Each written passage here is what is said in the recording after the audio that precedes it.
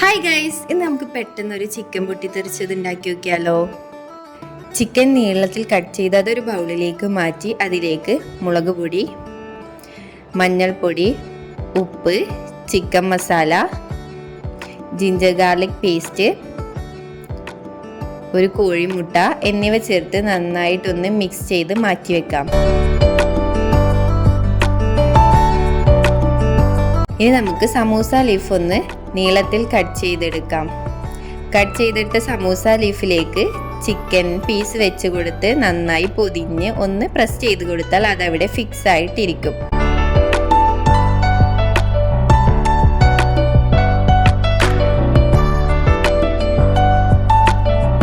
ഇനി നമുക്കിത് ചൂടായ ഓയിലിട്ട് ഒന്ന് ഫ്രൈ ചെയ്തെടുക്കാം.